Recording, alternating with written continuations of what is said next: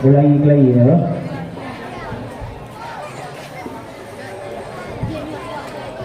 Benar.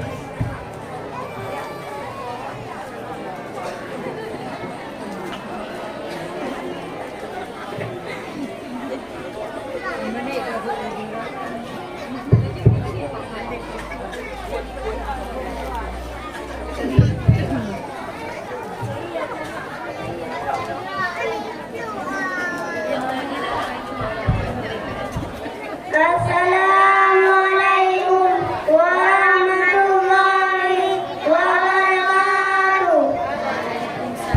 warahmatullahi wabarakatuh. Alhamdulillah Rabbil Alamin. Wassalatu wassalamu ala asyrafil anbiya wal mursalin wa ala alihi wa sahbihi ajmain. Amma ba'du. Pertama-tama, marilah sama-sama kita panjatkan puji beserta syukur atas kehadiran Rabbi yang Maha Pengasih, tak pernah pilih kasih walaupun hambanya tak berterima kasih. Allah Maha Penyayang yang sayangnya tiada terbilang walaupun hambanya tak bersembahyang. Salawat beserta salam semoga senantiasa tercurah kepada junjungan kita, yaitu kekasih Allah baginda Muhammad sallallahu alaihi wasallam, yang mana oleh beliau yang telah membawa kita daripada zaman jahiliyah kepada zaman Islamiyah, dan yang kita nanti-nantikan syafaat yaumil qiyamah. Amin ya rabbal alamin. Juga selanjutnya kepada para sahabat beliau yang rela mengorbankan nyawanya dalam membantu Rasulullah di jalan Allah demi menegakkan kalimat la ilaha illallah Muhammadur Rasulullah. Tak lupa pula kata-kata penghormatan kami kepada Abu Pimpinan Dayah beserta Tunku, Umi dan para hadirin sekalian. Tidak saya perpanjangkan mukadimah, langsung saja saya masuki dalam acara pidato saya yang berjudul Urgensi dan Fungsi Salat bagi Kehidupan Manusia.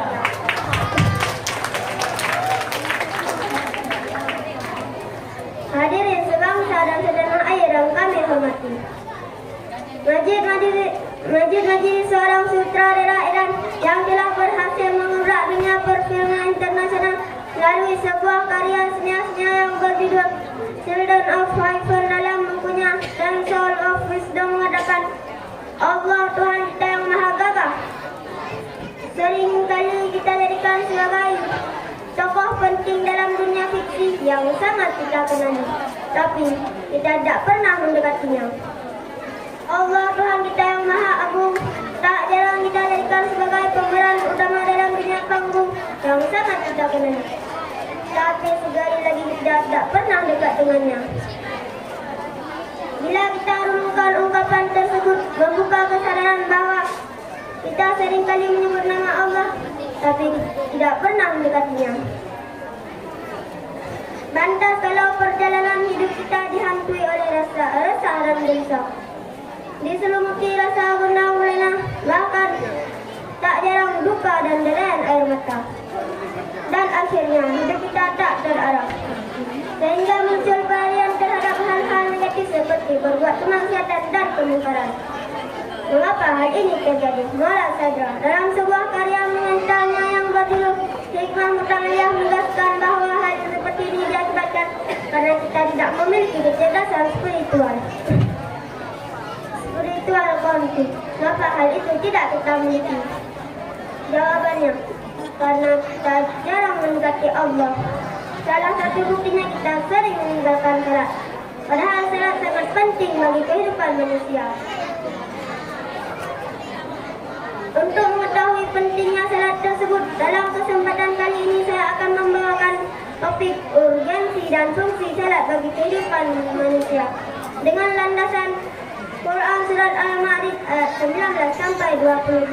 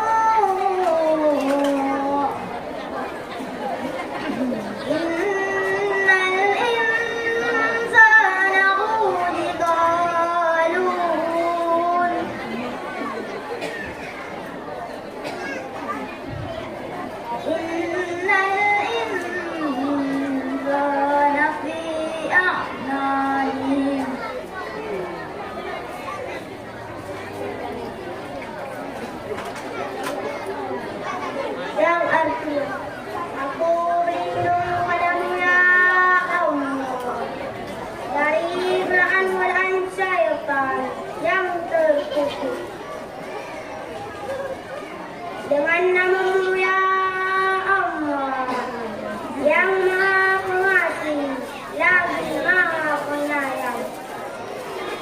Sesungguhnya manusia diciptakan berbagai sifat berkelak keluh dan kecil. Apabila ditimpa kesusahan, ia amat berkelak khusyuk dan kecil. Dan apabila mendapat kebaikan, ia amat kecil.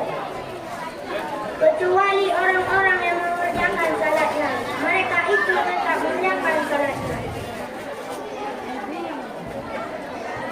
Hadirin sebangsa dan setanah air yang kami hormati. Dalam firman Allah tersebut terungkap 3 sifat buruk manusia, yaitu berkeluh kesah, fikir, dan tidak mau berinfak. Tapi sifat-sifat tersebut bisa dihilangkan dan dikikis habis dengan melakukan salat. Itulah manfaat nyata dari salat bagi orang yang meninggalkannya. Jika kita kaji lebih dalam, salat yang dilakukan dengan terus-menerus bukan saja menghilangkan penyakit keluh kesah dan fikir, tapi juga sanggup menjadi taman dari kemaksiatan, membersihkan jiwa dari sifat iri, hasad, sombong, bahkan bisa membuat hati menjadi tentram. Dan bukankah kita sujud dalam salat? Kita menyadari bahwa yang paling berkuasa dan yang ada di atas segala-galanya adalah Allah, sehingga kita tidak berhak untuk berlaku sombong. Dan bukankah ketika salat kita berhadapan langsung dengan Allah, sehingga kita malu untuk melakukan perbuatan dosa dan maksiat.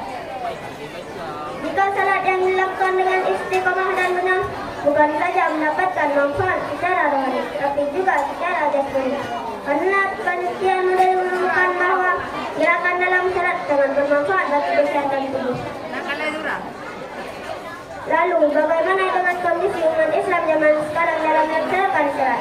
Ternyata hadirin, tidak sedikit umat Islam yang selalu merekayasa diri untuk meninggalkan salat, baik dari kesibukan kantor, kampung, di perjalanan, ketiduran, bangun kesiangan, bahkan yang paling memalukan, menganggap salat sebagai penghalang dan penghambat bagi segala macam problem, bagi segala macam aktivitas dalam kehidupan karena terlena, terbuai dan terbayang oleh buluk dalam setan. Jika hal itu terus mengkristal pada diri kita dan menjala di negeri kita, maka saya yakin kita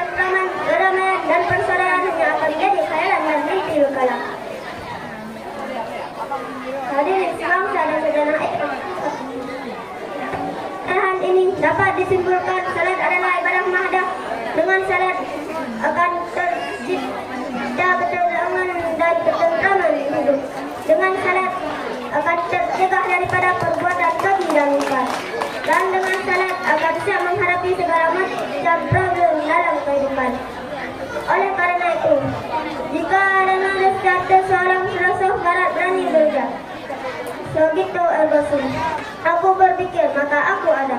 Maka kita harus berani berujar. Aku salat, maka aku ada. Aku berpikir, maka aku ada. Aku tidak salat, maka aku tidak ada. Dengan demikian, Assalamualaikum warahmatullahi wabarakatuh. Waalaikumsalam warahmatullahi wabarakatuh. Peserta bersantai tampil tadi dengan persyarat Jumadil Ugra, alamat Ugading, tilawah Syahrul Ugra, alamat Kumbang, suri tilawah Rizki Maulana, alamat Paluh Tengah, perwakilan kelas 5B.